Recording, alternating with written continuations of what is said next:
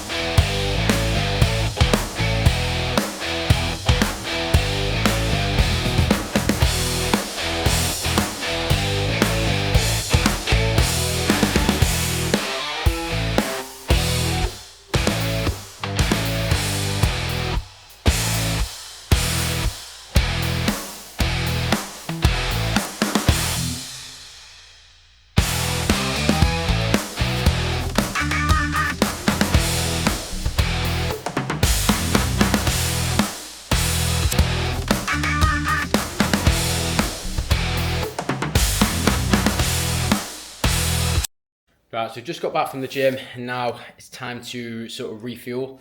I've got an Inspired Cuisine protein meal, pulled pork and rice, absolutely amazing. And I've got a steak, a smallish steak cooked over from last night. The steak's about 40 grams of protein. This meal is 27.1 grams of protein. Is it the most optimal meal for performance? Probably not. How much carbs in there? 58 grams of carbs as well, so not too bad actually. So a decent amount of carbs, decent amount of protein. Put together, it is a decent recovery meal.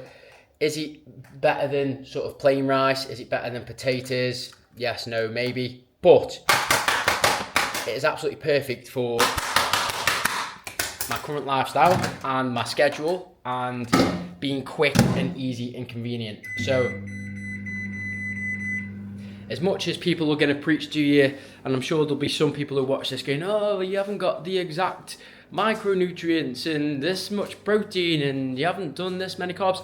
Listen, it's not necessarily about that. As much as it is about that, or it might be nice to hit all your micronutrient markers, it's not necessarily the best thing for you at that moment in time. Sometimes you've got to take into account your lifestyle, your schedule. You know, how busy are you? Have you got time to prep? Have you got time to stress about all these things? Sometimes the best meal is the meal that's still on track and in line with your goals.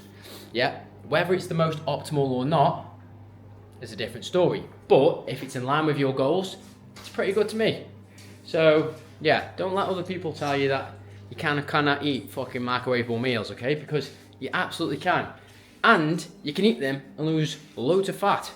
So, yeah. If you're watching this now and you're against microwavable meals, fuck you, yeah?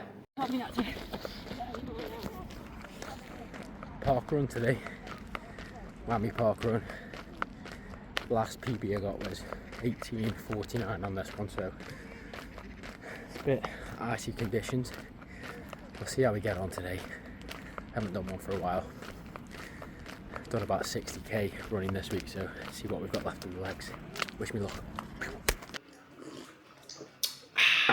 Today is the end of week 2 of the photo shoot prep and Hyrox prep, of course.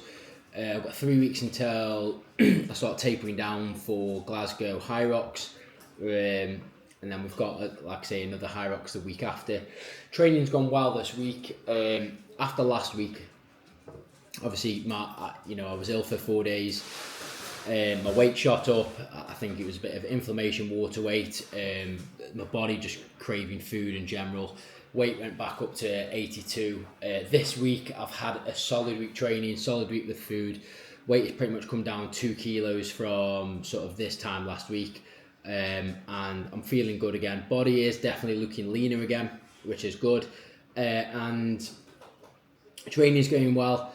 I did manage to do a park run yesterday and managed to get a 5k PB, which was 18:42, so knocked like 7 seconds off my last previous time. And I've done the most running I've ever done in a week this week. So I've done 70.1 kilometers or something like that, which is about 11. And altogether, my training altogether has been 11 hours and 39 minutes. So it shows how sort of productive I've sort of been this week. I felt like I've had to make up for some of the time last week, just with the having 4 days where I probably barely broke sort of 5k steps every single day. There was definitely one day where I did like 1,000 steps all day and I was just keeled over in bed. So, but the physique is looking good. I'll put some photos up sort of here and you can have a little look and then we can compare.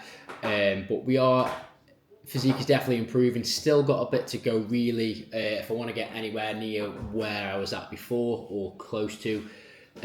Weight this morning was 80.2, I think it was 80.2 kilos or 80.1. So I'm definitely behind where I wanted to be. I should have been 79.5 or lower today, and it turns out I'm not going to be there just yet. So I'm going to be 79s sometime this next week. I think if I can lose another 3 or 4 kilos off my current physique, I'm pretty much going to be ready and able to, and happy with the shape that I've got. In an ideal world, I would like to get 5 kilos off, but I just don't know if it's going to be achievable now. Hopefully it will. I think I've got 5 weeks left, or 6 weeks. I can't remember exactly. I'll have to check. If it's 6 weeks, another 5 kilos is achievable again, but with Hyroxes included in there, there's going to be a few days where I'm eating at maintenance calories again. So there's a very good chance I'm not going to be losing anything for a few days there. So if anything, 4 to 5 kilos is probably the limit now. But I think if I can get 4 kilos of body fat off, maintain everything that I've got, then we should be in a good position. Get the dog here. Wait, the dog just chewing the mat. Say hello to YouTube. Hello. Good boy. Good boy. This is Milo. He's a little terror, aren't you, really? He's a little terror. So, yeah. So far, so good. This is the end of week 2. Tomorrow is the start of week 3. Like I say, the aim for this next week is to get down to 79.5. I do want to keep the running volume up. I'm going to try and keep it around the 60s, 65 kilometers per week if I can, for the next couple of weeks, and then I'll taper down towards the Hyrox event, of course. So yeah, see how we go. Wish me luck. See you on the next one.